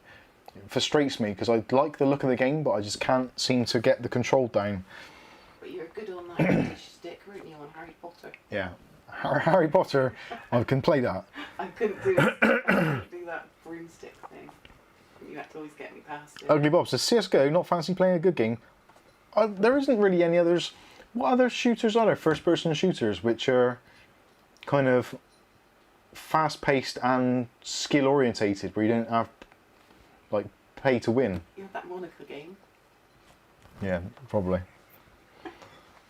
What other? Aletta says, gaming is hard. Still trying to get the hang of Pong. It's very difficult. Oh, I like Pong. Darren C says, have you tried Enlisted, Mike? No, I haven't. I used to like playing Quake 3 Arena. That's proper shooter games. That's where you were skill based. Unreal Tournament, obviously. Unreal Tournament was awesome. Doom, I've got Doom actually. I could do Doom. Insurgency, yeah. Cosmic said about that. Insurgency Sandstorm. I need to try that. William Bodie says, do you ever think about review of controllers for PCs? I've done a couple. Of controllers. I find controllers a really difficult thing to... It's much like mice, really, and keyboards to that extent. Any peripheral is a really hard thing to review because everyone has slightly different hands. So if you've got big hands, small hands, whatever, what may be absolutely perfect for me may be absolutely horrendous for somebody else. And also, being left-handed as well, predominantly, I find that the Xbox 360 style controllers, for me, are ideal. I prefer the Xbox 360 layout than I do the Xbox One layout, which may be a little bit of a trigger for some people. I genuinely don't like the Xbox One controller. I don't like it at all. I much prefer the Xbox 360. I don't like the original Xbox controller. That felt too big. But the Xbox 360 controller, I think, was possibly the greatest design controller ever. I really do. And the original Microsoft one, absolutely brilliant. The drift on the analog sticks was always pretty much exactly where it should be. The dead zones were great. Just a really, really good controller. The original kind of creamy grey coloured Xbox 360 controller, I think, was the high point of PC gaming. I really do. Simon Arden says, I do use the Xbox 360 with a dongle. It's all good. Welly Bob says, odd, I prefer the original Xbox Series X over the 360. I find I don't know, I haven't tried the Series X controller. I had the Xbox One, and that controller, for me, after going from the Xbox 360 controller, which is quite rounded, I found the Xbox One controller be a little bit too angular. Although saying that, the trigger buttons on the top were better. But the overall feel of the controller actually felt a little bit more angular, less soft. I quite like the Xbox 360 controller because it's rounded. It's really rounded, nice edges, everything just feels really easy to use and you can hold it for ages and it doesn't really get uncomfortable. Stefan says Insurgency is on sale on Steam. Dom says Quake is awesome. I still play Quake Champions on Steam. Quake Champions is actually really good. Simon Arden says classic Unreal. I loved playing the very first Unreal before Unreal Tournament when it came out and 3DFX was a thing, and it was just like, wow, look at the lighting and stuff in this game. It's just like unbelievable. What is going on? It was a real game changer, literally. John Sullivan says classic ID software games were the best. Some of the old games I really do miss. One of which is Motocross Madness and Midtown Madness. I'd love those games. Alexa says, my baby chickens were well behaved. On the way home after buying them, we stopped at KFC. Dear. Muckliss says hello. Hello, Muckliss. Simon Arden says the small Xbox One controllers wired were good too. Yeah, the smaller wired one actually wasn't bad. I did like that. That was okay. Dave Burns wants you to do a handstand or something interesting. I just read that. Dave Burns says, I'm missing Eurovision to be here, and also Glastonbury Live. Do something interesting like a cartwheel. I don't think there's even room to do a cartwheel. Otherwise, you could bang your head on that thing above you. I could hit my head on that, or that. I hit my head on that the other day. That was awful. I was sat here, I went to pick up something down there, like a Cat 5 cable, and as I come up, I caught my head right in the corner there, and that shit hurt. Hate this set. What other games we got? Motocross Madness was better. Yeah. Ugly Bob says Midtown Madness was amazing. Midtown Madness is one of the few games where I actually enjoyed driving a Beetle. It was very telling of its era because it came out, I think, in 99 or 98 when the new shape Volkswagen Beetle came out, and it was to very mixed kind of reviews. And you could actually drive it in that game, and it looked pretty cool, and it handled pretty well, and it's like, I quite like the new Volkswagen Beetle. Always wanted to own one since then, but I can't because it's, yeah, okay. Would you put eyelashes on it? Aletta says, Wreckfest is my game of games. We have actually got a Wreckfest server which is up and running, which if you go to the online section in Wreckfest and do a search for MUB, M-U-B, you can join in the server, and there are other members of our community which game on there. You don't have to chat if you don't want to, you can just use and abuse the server, which actually has been provided at his own good heart by Cosmic Space Muffin. So, their password? Password is ASS. A-A-S-S, as in the lager of champions.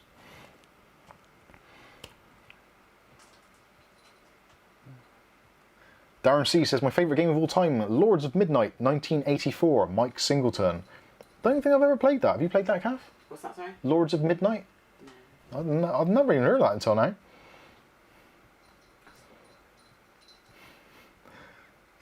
Ugly Bob says, I went from that to Burnout Paradise. Yeah, Burnout Paradise, that was quite that was a very different game, wasn't it? Because it was less control, I think. Burnout Paradise was very much just like just go as fast as you can and bounce off of things.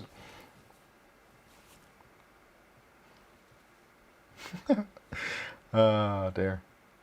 Welly Bob says, my first racing game was Indy 500 on the Atari 2600. Today it's criminal how bad it is. That was one of the games that I'm pretty sure the Indy 500, didn't you have to use the paddle twister thing to play that? Because you couldn't use the normal stick on the Atari 2600. So you had to use like the Pong sticks.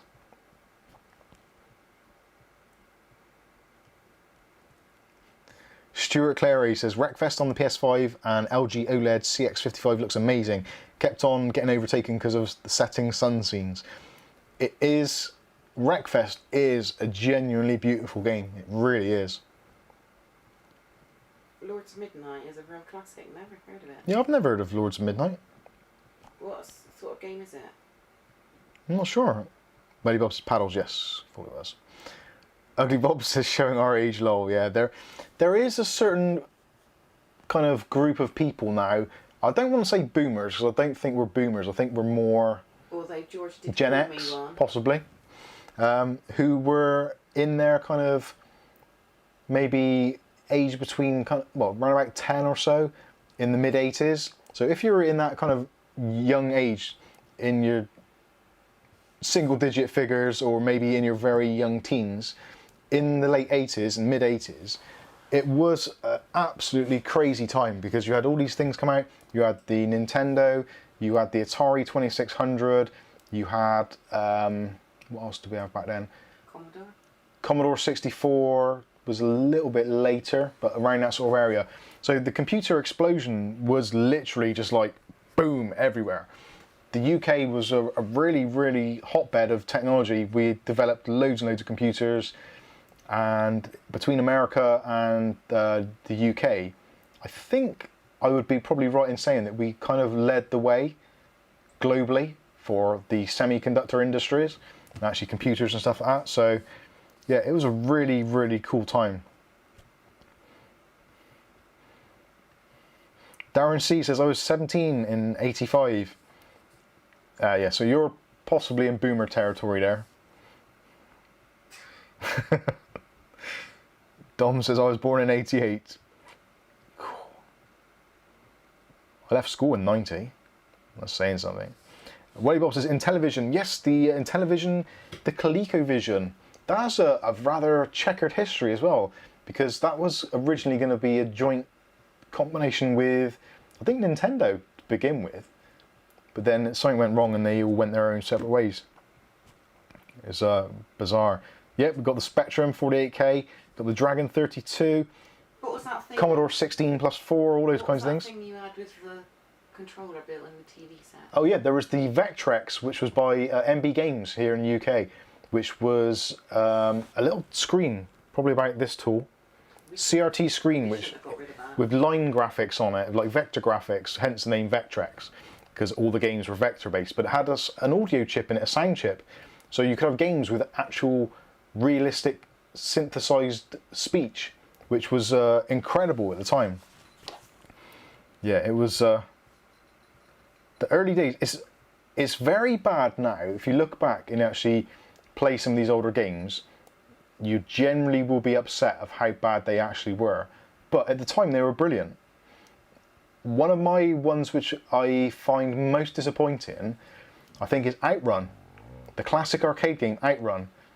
That was, at the time, absolutely crazy. I think it was one of the first X6800 or 68,000 games on that Sega SH2, whatever it was, ROM board they used back then with 3D and stuff.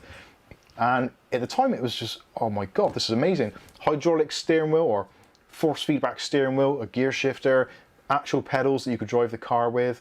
And you played it in the arcade and it's like, wow, I'm actually sat in a car steering and driving. And then you'd play it on a PC or a console or whatever it was back then, and you'd be like, oh, it's not quite as good. And it did actually make a massive difference. There was a group of games back then. You had Outrun, there was Afterburner, Enduro Racer. Oh, Burger Time. What else was there? Chase HQ probably as well. The Star Wars sit-down cabinet and all that sort of stuff. Outrun, yeah. What else was there? Oh, Hang On, Super Hang On, where you could pretend to be on a motorbike. Paperboy, which also had its own kind of handlebars and stuff. So it was a really, really cool time in arcade games, because you'd gone from having things like R-Type in those kind of traditional Donkey Kong, Arkanoid. What else was there? Basically all those kind of Defender type games where it was a very two-dimensional experience. Then all of a sudden you had these new things, the Space Harrier as well being one of them. So then we suddenly got these 3D images. We've also got these actual controllers. Absolutely insane. I think one of the real kind of trailblazers of that was Battlezone from Atari, where you were controlling a tank and you had two controls and you look through like a turret or a periscope or whatever, and you could control the tank. And that was one of the first games where it was kind of a simulation almost. Brilliant. Hard Driving, says Kev. Yeah, that was a brilliant one as well. Did you ever play Test Drive? You did, didn't you? Test Drive, yeah. Test Drive 2000. What was that on? Test Drive, I think we played that on the Atari ST, possibly. Oh, is that a Pea Soup one? On level 3? No, that was Lotus Turbo Challenge. Oh, yeah. That was great as well. Operation Wolf, yeah, that's another brilliant example. Yeah, Operation Wolf was one of the first games of the mainstream that used a gun, a light gun. You used to get the old ones like Duck Shoot and Duck Hunt and things like that, where you'd have a real big kind of rifle type thing. But I think Operation Wolf was the first one that actually had almost like a replica sized gun, which looked pretty real. I think it was like a MP5 or maybe like an Uzi or something. And it was like actually shooting things on the screen. It was phenomenal. What was the one on Commodore where your tyres change colour and when they're white you have to change them? Pole position. Pole position or pit stop, yeah, that was it. So yeah, there were some amazing, amazing games, and it really did in the 80s, more so I think than any other part of the kind of the gaming industry. The 80s really did shape and innovate in a really, really fast way, because all of a sudden, like things like Nintendo come out of nowhere and suddenly become absolutely huge companies. Same for Sega. Sega before that all did like gambling machines and other coin-operated stuff. So then they started doing these arcade games and making cabinets, arcade cabinets, and they were selling faster than they could make them. The original Space Invaders. The original Space Invaders game sold so fast, they literally could not build factories quick enough to house the equipment to build them, to send them out. They were in such high demand. So it was a really... But at least they tried in those days. Yeah, they did try, yeah. It was a massive explosion, and people all of a sudden had gone from playing kind of classic card and board games and playing football and doing things in the real world, to suddenly it's like, right, I'm going to go and buy a bag of chips. You go and buy a bag of chips, or go to a local kind of takeaway or fast food place, and all of a sudden, in the corner, generally in most places, or even in pubs and things like that, was an arcade machine, which people hadn't seen before, unless they've been to a dedicated arcade. But suddenly, arcades and coin-operated games were popping up pretty much anywhere you could. Even things like our local high street stores, like the bigger supermarkets, as you'd come out towards the end, where your shopping trolleys go out to check out and whatever, some stores actually had coin ops there. Where? Carrefour did. Did it? Yeah. Thought that just had like So places you could get your photos developed and stuff. insane times. Insane times. Aletta didn't bother with that. She just went outside and they shot each other with paint guns. Cosmic Space Muffin says, Wreckfest server is up and running. There we go, confirmed. The damn cat's using it as a stepping stone to get up to the window post. Astro Wars, was that the one that used to have like a little handheld console thing? I love that. Darren C says, Mike, what was that Laserdisc game? Well, there was a few Laserdisc games. There was, in the arcades, there was Firefox, which was based on the Clint Eastwood movie of the same name, where you had to basically steal a Russian fighter jet, which was top secret. And the game itself, from the Laserdisc in the coin-op in the arcades, actually used footage from the movie, digitized, so it felt very, very real. There was also Philips released the CDI, which was kind of like a Laserdisc-based gaming console, which they had things like golf and various other things which were extremely lifelike for the time and era. There was, what else was there? On the Mega CD from Sega, which was the kind of add-on to the Mega Drive, there was a lot of FMV. I think the very first FMV game was Night Trap, which Kath and I loved that game. The acting in the game is horrendous, but the entire game was filmed in full motion video, or FMV, and the game, you controlled various cameras and traps in the house. So as they walked through the house, you'd change the location you were in by clicking on the joypad and activate a trap.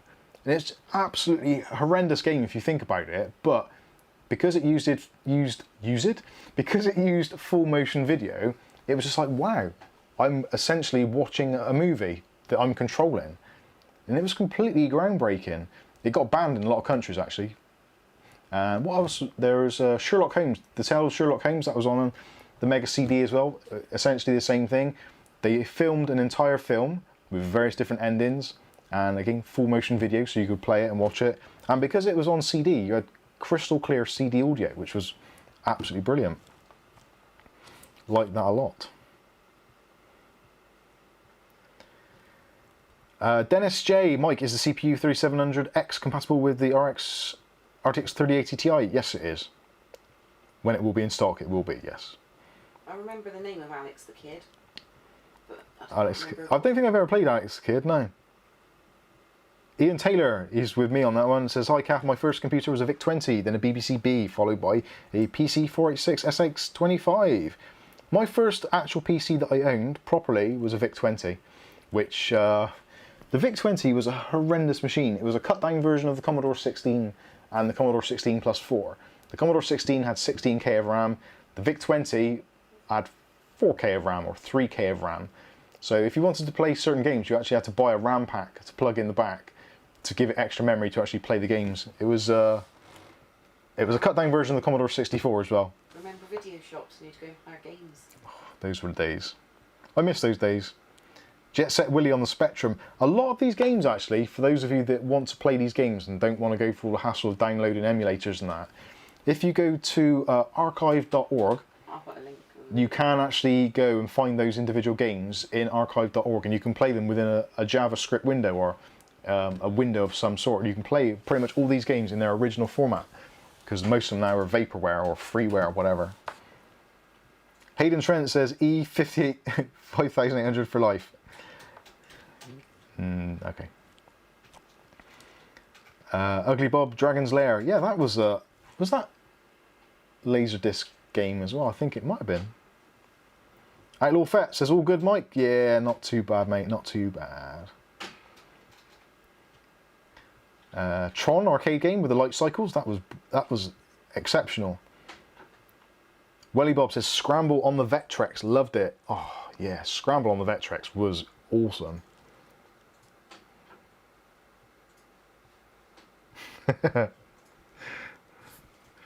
Atari 800 XL says Chris Fines. I don't think I ever owned. That's one of. There's not been many computers or consoles that I haven't owned, and that is definitely one of them. The 800 XL, I think. That's the link for the archive. Cass put the link in for archive.com. What I said. Archive.org. The video you did of it. Slipheed. What did? Oh, I just missed something there. James McLean says I played Stellar 7 and Slipheed on PC. Stellar 7 sucked. Actually, yeah, that was it Slipheed that was on the Mega Drive as well? And that was like a FMV game as well. No, not Mega Drive, the Mega CD. Might have been. Space Harrier. I loved Space Harrier. Space Harrier was awesome. That really was a great game. Oh God, what was the thing they said at the beginning of Space Harrier? There was a phrase that was used, I believe. It's something stupid like Ready Player One or something, but it's just because it was actually said, it was like, wow. Speaking. Desert Storm on the Mega Drive, that was a great game.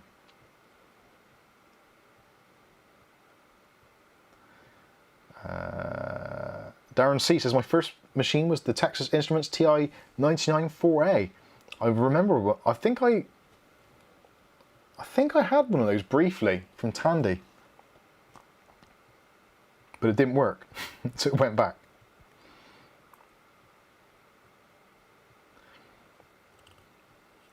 Cosmic Space Muffin says VIC-20 was the dad of the C64. Yeah, it kind of was. It kind of. I think the VIC-20. I'm not sure if the VIC-20 came out at the same time or not. I think the VIC-20 might have come out at the same time and was a cut down version of the 64. Not too sure. Extreme Crab says make GPUs affordable again. Yes, so we don't have to play retro games. As enjoyable as they are. Ugly Bob said it was welcome to the fantasy zone. Welcome to the fantasy zone. Get ready. Welcome to the fantasy zone. That was it on Space Harrier. Loved it. Loved it. Matthew Day says, one pain with FMV games, unskippable FMV cutscenes. Yeah. Has anyone seen my Chamois bag? I knew that would have a laugh. Hated that. Chris Fine says, the days when everyone crowded around track and field. How many people destroyed joysticks or keyboards on track and field or Daley Thompson's Decathlon? Or Olympic Games. Yeah, Olympic Games as well. Atari. All of those things were like that, weren't they? You'd basically, to speed up in hypersports, in the arcade version you had 3 buttons, so left, right, and jump. So in order to do any game, it's just basically mash the buttons. And when that translated to a joystick for the PCs, like the Atari ST, no, probably not Atari ST, but like Spectrum, Commodore, etc., you had a QuickShot 2 joystick, or if you're lucky, a Konink Speed King, which was great for those games.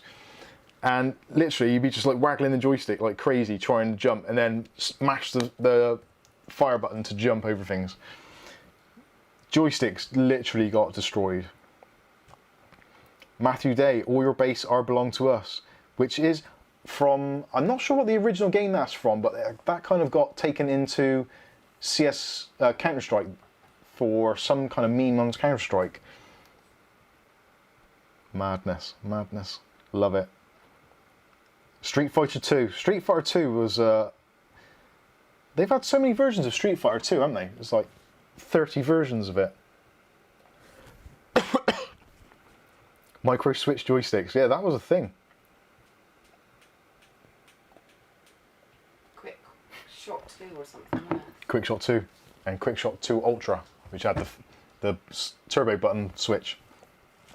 You could put on auto fire. Yeah, auto fires are great. Street Fighter 2. Mortal Kombat was one of those ones that was very... Because Mortal Kombat, I think, got banned in quite a few places. Or they turned off the finish him part. Alexa says, I used to love the 2005 Need for Speed Most Wanted. I didn't. Kath didn't, no. Explain. George, our son, still does speed runs on that now. Explain why I didn't like it. Yeah. George, our son, who's autistic, he used to love playing the Need for Speed Most Wanted.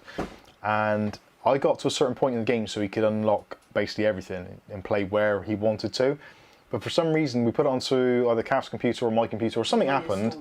And in basically all the save games went, so George had to start from scratch again, which he didn't appreciate. He's so 3. Kath had to do some levels, I think. Or wait, I can't remember. The police car. You wanted to be the police car, but you couldn't until you unlocked the other levels. So yeah. I had to spend a whole day of playing it for him. Welly Bob says, I got a PC for TIE Fighter. I think one of the things that made me buy a PC for gaming was it Rebel Assault? Which was a DOS game? I think it was Rebel Assault. Which was obviously a Star Wars game. I thought it was for Mavis Beacon's typing. Yeah, Mavis Beacon's typing. I don't think that was even a thing back then. X-Wing versus TIE Fighter, that was good. Strider. Conics Navigator was a good micro switch joystick. I don't think I've ever seen that one. Or probably I've seen it, but I don't recall it. Carmageddon. Yes. Carmageddon, again, one of those games where they kind of semi-banned it, didn't they? So they took out the blood in one version and turned it green. So like zombies. Then you could buy the splat pack to put the blood back in. Rebel Assault 2. I'm not sure if I played that. Stuart says, poor Kath, the things you do for your kids. Oh, I know. Wing Commander, that was about the same sort of era, wasn't it, as the Rebel Assault. Knights of the Old Republic, classic. Ricardo, this week I was playing Rise of the Tomb Raider. 100% story. Whew. That's impressive. Logitech Wingman, yeah, that was a good one. Zombies are my neighbours. I gotta be honest with you, I still like playing Plants vs Zombies. I love that game. I'm actually even tempted to stream it. I like it so much. It's a really, really great game.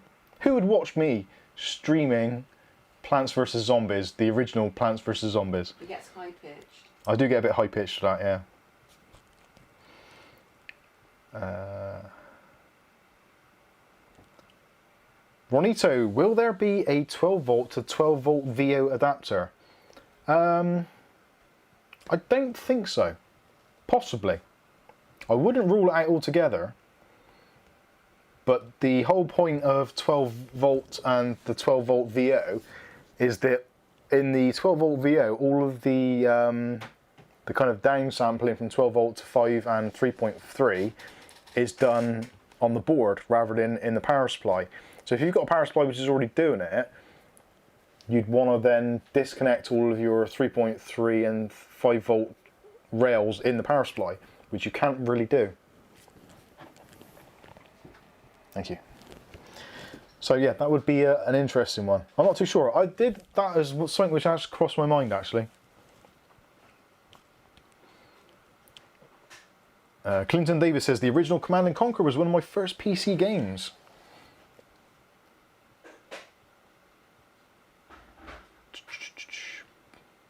Stuart Cleary says Plants vs Zombies was addictive. It certainly is. It really is. Very enjoyable.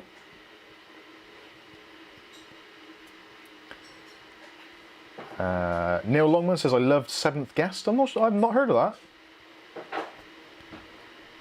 Not entirely sure what that is.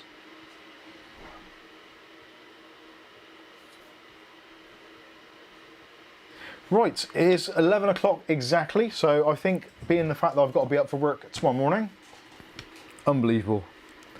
Not looking forward to that at all. I think we should call this an end, and end on a high note, talking of our favourite retro games. I have to start playing retro stuff now. Sonic the Hedgehog, someone just mentioned there.